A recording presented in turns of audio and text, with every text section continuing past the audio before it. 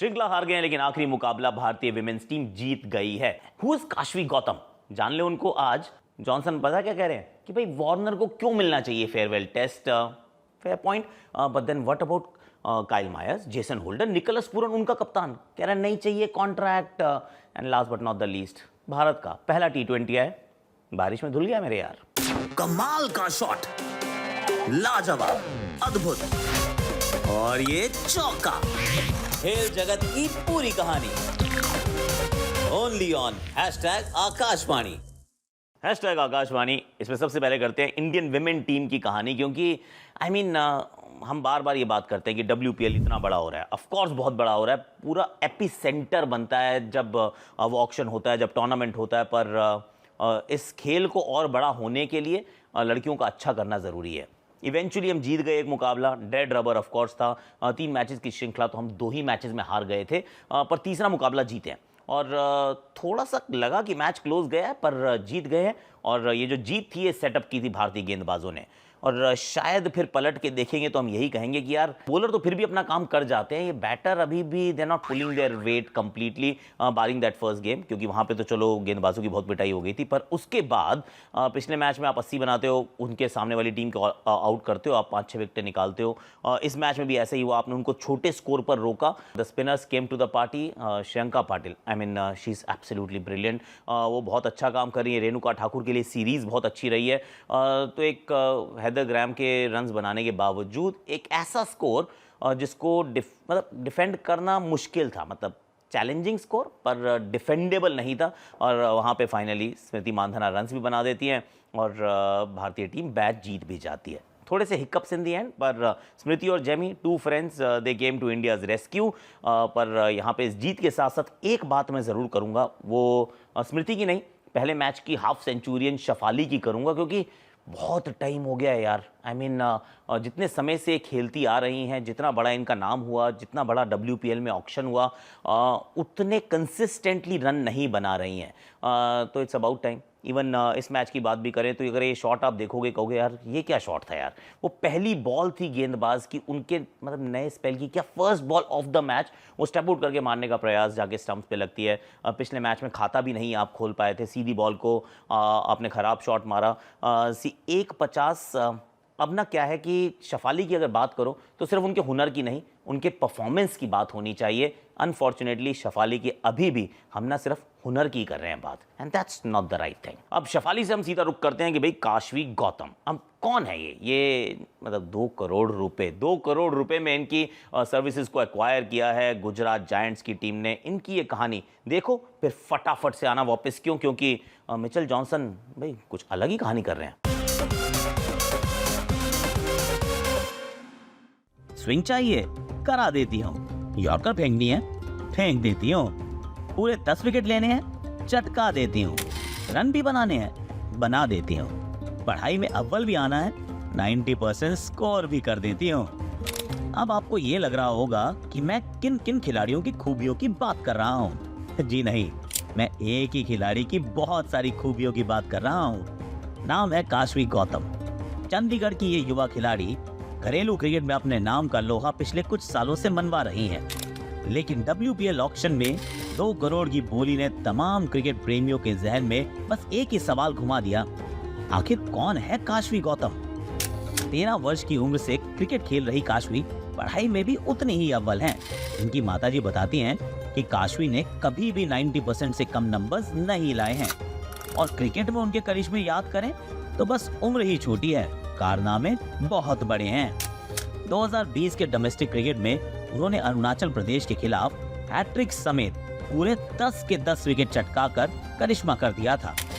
तो हाल ही में हुए इंटर जोनल विमेन T20 में भी उन्होंने एक मैच में हैट्रिक समेत 5 विकेट चटकाए थे। राइट आर्म पेसर और उपयोगी बल्लेबाज काशवी का पिछला 1 साल में प्रदर्शन बहुत ही शानदार रहा है, जिसकी वजह से ही बैंगलोर, यूपी और गुजरात की टीमों ने इनको अपनी टीम में लेने के लिए होड़ मचा रखी थी, जिसके चलते महज 10 लाख के बेस प्राइस होने के बावजूद भी गुजरात को ये 2 करोड़ रुपए में मिली हैं। भारत के लिए अंडर 19 और वर्तमान में इंडिया A के लिए खेल रही काशवी का अगला लक्ष्य भारत के लिए क्रिकेट खेलना है।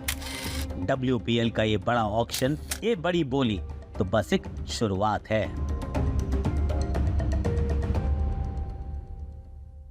कैसी लगी आपको स्टोरी भाई? कहानी बड़ी अच्छी बनी है। अब now it's up to Gujarat Giants की, अगर आपने इनको लिया है तो फिर इनको पूरे चांसेस दीजिएगा, क्योंकि इतने पैसे खर्च करने के बाद अगर आपने उनको पूरे मैचेस नहीं खिलाए तो फिर मुझे आपकी चॉइस के ऊपर थोड़ा सा शक होगा, क्योंकि वैसे भी आपकी ऑक्शन स्ट्रैटेजी से तो मैं पर्सनली कन्विंस्ड नहीं हूँ, क्योंकि आपने जिनको छोड़ा, एनाबेल सदरलैंड जो आपके पास 70 लाख में थी, टीमों ने उसकी वैल्यू, उस खिलाड़ी की वैल्यू 2 करोड़ लगाई है, पर आपने उनको जाने दिया। क्यों? आई डोंट नो, पर काशवी को खिलाना, that's what I am saying. पर थोड़ा ऑस्ट्रेलिया का रुख करें। ऑस्ट्रेलिया में मिचेल जॉनसन ने थोड़ा सा ना, he is open the can of worms, कि क्यों करने दिया जा रहा है ये वार्नर की वर्सेस पाकिस्तानी आखिरी series. Who is he to decide is what हमारे जॉनसन साहब कह रहे हैं। देखिए, he likes to say things, और यहाँ पे ऑस्ट्रेलिया का एक कस्टम रहा है। कस्टम ये है कि किसी को भी रिटायरमेंट कब आप अनाउंस करते हैं उसके लिए कोई फेयरवेल टेस्ट नहीं देता। रिटायरमेंट आप अनाउंस कर सकते हो, कोई बात नहीं, नहीं करोगे तो वहाँ ड्रॉप भी कर देते हैं। वहाँ ऑलमोस्ट पता चल जाता है कि अब आपका समय हो गया समाप्त, खिलाड़ी जो है वो खेल से बड़ा नहीं होगा, फिर चाहे आपका नाम रिकी पॉन्टिंग हो, एलन बॉर्डर हो, स्टीव वॉ हो, या फिर कोई भी नाम हो सकता है। तो यहाँ पे डेविड वार्नर को ये मौका दिया जाना, वो उनके गले से नहीं नीचे उतर रहा है। So I can understand Mitchell Johnson, पर क्या ये होना चाहिए? सी पर्सनली मेरा ये मानना है कि परफॉर्मेंस पे सिलेक्शन होना चाहिए। It does not matter honestly. अगर हम ये सोचना शुरू कर देना कि ये आखिरी सीरीज़ दे देते हैं क्योंकि बहुत अच्छा काम किया, बॉडी ऑफ वर्क बहुत बढ़िया है, तो एक फेयरवेल सीरीज़ दे देनी चाहिए। I don't subscribe to it. मुझे ऐसा लगता है कि आपको प्लेयर तभी सेलेक्ट करना चाहिए जब उनसे बेहतर कोई वहाँ खेलने लायक ना हो और उनकी जगह 100% बनती हो। अगर वो नहीं बन रही है तो फिर एक खिलाड़ी, मतलब आप 50 टेस्ट खेलें या 52 खेलें या 98 खेलें या 100 खेलें, इस बात से एक्चुअली में वो क्रिकेट टीम को फ़र्क नहीं पड़ता है, उस देश की क्रिकेट को फ़र्क नहीं पड़ता है। तो फिर मिचेल जॉनसन की बात से मैं थोड़ी सी एक्चुअली इत्तेफाक रख रहा हूँ। ऑस्ट्रेलिया से एकदम हमारे ईस्ट से एक बार चलते हैं बिल्कुल वेस्ट की तरफ, वेस्ट इंडीज़ की करते हैं बात, क्योंकि निकोलस पूरन ये इस टीम के कप्तान रहे। उससे पहले वो जेसन होल्डर भी कप्तान रहे। अब कहानी ये है कि ओडीआई वर्ल्ड कप में क्वालिफाई नहीं कर पाए थे। हालांकि लेट्स बी फेयर, अभी इंग्लैंड को श्रृंखला में हरा दिया, तो ये काम अभी भी करने में कामयाब रहे हैं। पर ये जो हमारे 3 खिलाड़ी हैं, निकोलस पूरन, काइल मायर्स और जेसन होल्डर, इन्होंने कहा नहीं चाहिए कॉन्ट्रैक्ट, अपना कॉन्ट्रैक्ट रखो अब अपने पास, हम तो चले। ऐसा नहीं बोला है कि हम तो चले, कह रहे हैं कि आप हमें खिलाना चाहते हो, हम T20 इंटरनेशनल्स के लिए आपके पास उपलब्ध है, if you want to pick us please pick us, पर हमें कॉन्ट्रैक्ट नहीं चाहिए।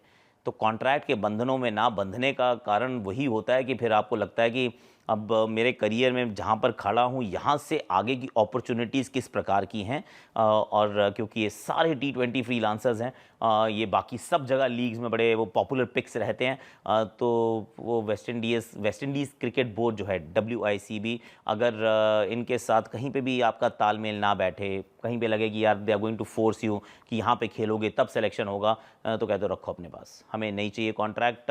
ग्लोबल फिनोमिनन है भाई। ट्रेंट बोल्ट ने भी मना किया, यहाँ पे भी 3 खिलाड़ी मना कर रहे हैं। डेविड विली ने तो वैसे क्रिकेट को ही कह दिया मेरा हो गया जी, मैं चलता हूँ, आखिरी कुछ साल में let me earn some money, और ये होने वाला है। And don't blame IPL for it, ये विश्व भर में ही ऐसा हो रहा है, and that is the new reality. वो 2-3 साल पहले आया था, वो कहते हैं ना कि mask is the new normal, तो people declining contracts is the new normal, सच्ची में। Last but not the least, India का मुकाबला था, डरबन में था, और डरबन में सिर्फ बारिश आई।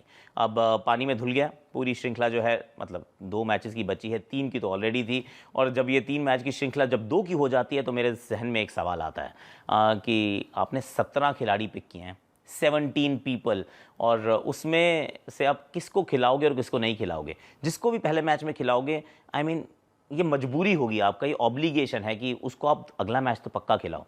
इसका मतलब आप 11 के अलावा 6 खिलाड़ियों को मौका ही नहीं दे पाओगे। आई मीन सीरियसली ये थोड़ा सा ट्रैवेस्टी है ये। और इन 17 में भी आप शिवम दुबे को नहीं ढूंढ पाए हैं। इन 17 के अंदर भी आप जब टीम खेलेगी, कल ही मुकाबला, आई मीन ये तो बार बार लगातार मुकाबले ऐसे ही चले जा रहे हैं, तो जब खेलेगी तो आप पाएंगे कि टॉप 6 में कोई बॉलिंग नहीं करता होगा, और नंबर 8 पे अभी भी आपके पास पैटर्न नहीं होगा। तो 17 खिलाड़ी सेलेक्ट करने के बावजूद आपके पास ये विकल्प अभी भी नहीं है, और उसको कम करने का प्रयास भी नहीं किया जा रहा है, क्योंकि आप टॉप 6 में किसी भी ऐसे खिलाड़ी को सेलेक्ट ही नहीं करते हो जो बॉलिंग करता हो। जो बॉलिंग करता है टॉप 6 में खेल सकता है, आप उसको खिलाते ही नहीं हो। I mean Shivam Dube could have been an option. ना तो आपने उसको ऑस्ट्रेलिया के खिलाफ खिलाया और साउथ अफ्रीका वाले दौरे में आपने 17 में भी पिक नहीं किया है। समटाइम्स यू फील यार कि सिलेक्शन ना ये सही नहीं होती है। I mean that's all that I have to say today. आज के लिए वैसे मेरे पास इतना ही है। 5 कमाल की हमारे पास स्टोरीज थी। Please do let us know कि आपको आज का हैशटैग आकाशवाणी लगा कैसा।